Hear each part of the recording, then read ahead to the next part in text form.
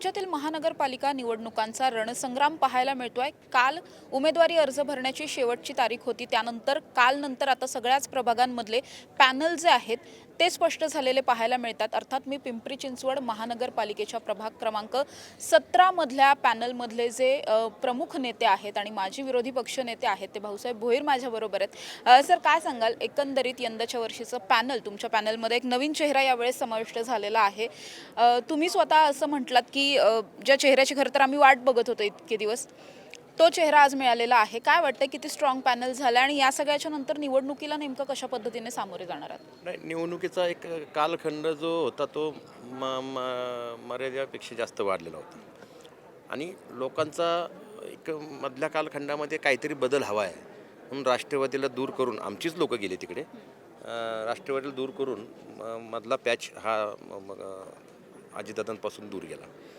परंतु आजची जी शहराची दुरावस्था झालेली आहे ती दुरावस्था जनतेने उघड्या डोळ्यांनी पाहत आहे। म्हणजे केवळ 7 वर्ष अजितदादा नव्हते तर काय दुर्दशा झाली या महानगरपालिकेची, कर्जबाजारी झाली महानगरपालिका। आणि अजितदादा ज्यावेळेस होते त्यावेळेस ज्या खर्चाचं नेटनेटकं नियोजन आणि अजितदादांचा नगरसेवकावर आणि प्रशासनावर असलेला अंकुश, आता काय झालं की इथं एक खंबी नेतृत्व अजिबात नाही। म्हणजे लक्ष्मण भाऊ जरी होते तर लक्ष्मण भाऊ किमान चला एक भाग सांभाळायचे आणि दुसरे आमदार दुसरा भाग सांभाळायचे, विभागवारी झाली होती।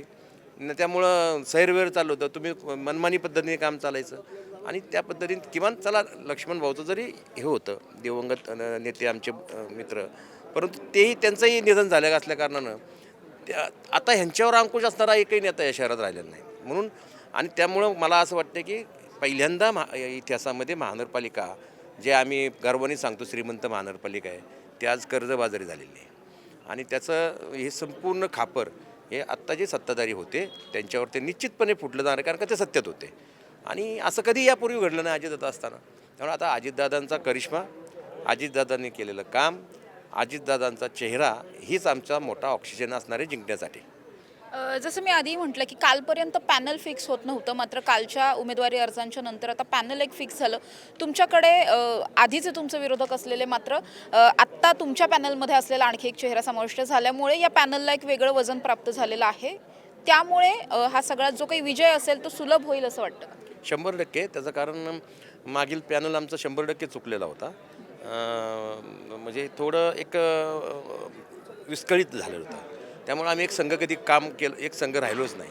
आता चारही पट्ट्यात आमचे वेगळे वेगळे भाग आहेत तिथं, म्हणजे बेटं जशी असतात ना तशी, म्हणजे बाबा वालेकरवाडी वेगळा, चिंचोडीनगर शिवनगरी वेगळं, प्रेमलोक पार्क दळवीनगर वेगळं, असं विभाग बिजलीनगरचा भाग एक वेगळा आहे।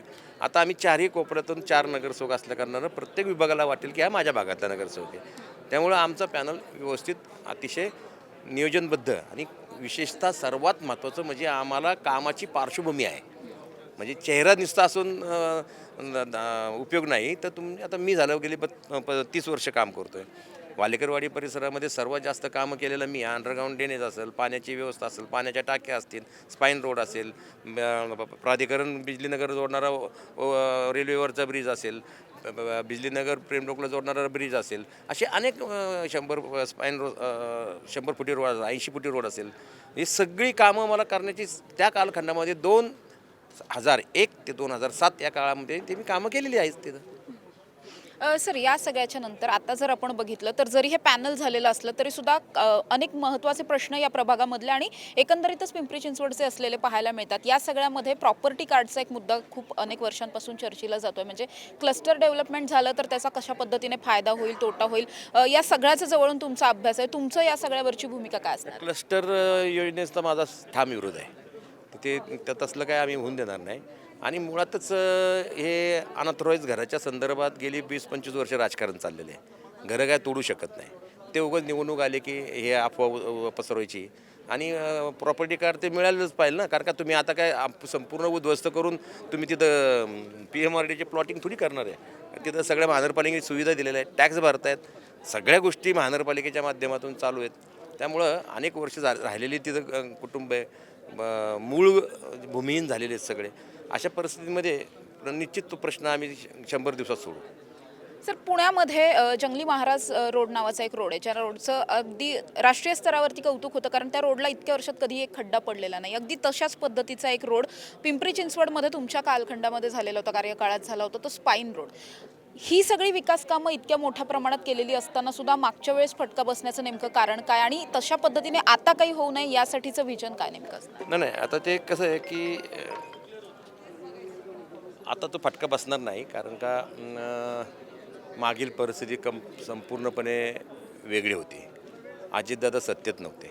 सत्तेच्या माध्यमातून सत्तेची सर्व प्रकरणं किंवा उपयुक्ता त्या निवडणुकीत वापरली गेली. आणि मी दोष देत नाही, निवडणूक हारलो, अपयश आले की मान्य करून पुढं जायचं असतं.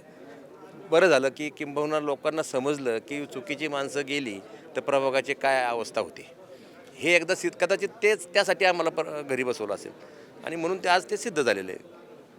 तरुण वर्ग खूप मोठ्या संख्येने या ठिकाणी आहे. या तरुण मतदारांसाठी काही वेगळं विजन आहे किंवा त्यांच्या हाताला काम मिळवून देणं असेल, त्यांना चांगलं शिक्षण असेल, या पद्धतीने कसे पुढे जाणार? माझ्याकडे शैक्षणिक पूर्ण प्रकल्प कशा पद्धतीने हाताळायचा तो आहे. शिक्षण त्या ठिकाणी बालगोपालांसाठी नुसती बालजत्रा घेतली तर प्रचंड तुडुंब गरज झाली होती, परंतु ते सर्व कारण तिथं उपलब्ध जागा कुठून घेता येईल. नदीचं गटर झालेलं आहे, आणि मैला शुद्धीकरणाच्या डायरेक्ट पाईपलाईन त्या नदीत सोडल्या गेलेल्या आहेत. त्याचं फिल्ट्रेशन प्लॅन असेल, एस टी पी प्लॅन असेल, कचऱ्याचं नियोजन असेल, ओला कचरा सुका कचऱ्याचं नियोजन असेल, घंटागाडीचं नियोजन असेल. शाळेच्या संदर्भातलं जे आहेत स्ट्रक्चर ऑडिट अजूनपर्यंत झालेलं नाही. सर्व शाळांचं ऑडिट केलं पाहिजे. मुलींसाठी वेगळे वॉशरूम आहेत का नाही, ह्या सगळ्या परिस्थितीचं मी बारकाईने नुसतं केवळ रस्ते, लाईट आणि पाणी, गटर, पिटर मीटर याच्यावर माझं लक्ष नाही. मी सांस्कृतिक क्षेत्रात देखील काम करतो आहे. नवीन बाबा कलादालन कशा पद्धतीने होईल, लोकांना, गरीब मुलांना नाट्यशास्त्राचं कोर्सेस कसे करता येतील, प्रवचनाच्या माध्यमातून अध्यात्मज्ञान कसं कुणाला प्राप्त होता येईल, मोबाईलपासून दूर राहावा, त्याचा एक मी मोठा स्वरूप मेळावा घेणार आहे. त्यामुळे ह्या सगळ्या गोष्टीचं आम्ही याच्या व्यतिरिक्त ते करणार आहे. सर, अनेक वर्षांपासून या ठिकाणी पिंपरी चिंचवड महानगरपालिकेवरती राष्ट्रवादीची सत्ता होती, मात्र ती सत्ता गेली. त्याच्यानंतर भाजप सत्तेत आलं, आणि त्यानंतर जो काही गेल्या 8-10 वर्षांमध्ये इथे जे काही कामकाज झालेलं आहे, तुम्हाला वाटतंय खरंच या ठिकाणी ज्या स्पीडने आधी काम होत होतं त्या स्पीडने काम पुढे राहिलं असं वाटतंय, आणि मुळातच भाजपने पुन्हा एकदा पिंपरी चिंचवडची सत्ता मिळवण्यासाठी ज्या काही स्ट्रॅटेजी आखल्या असतील, तुम्ही या सगळ्यावरती त्यांना भारी पडायला असं वाटतं? हे बघा, सर्वात महत्त्वाचं म्हणजे भाजपमध्ये एक खंबीर, एक नेतृत्व नाही आहे. तिथं वेगळ्या पद्धतीने वेगळ्या नेत्यांचे वेगळे ग्रुप आहेत. आमच्याकडे तसं नाही. आमच्याकडे एकच मोठा ग्रुप आहे, आणि एकच पक्ष आहे, आणि एकच नेता आहे, आणि त्यांचं नाव आहे अजितदादा पवार.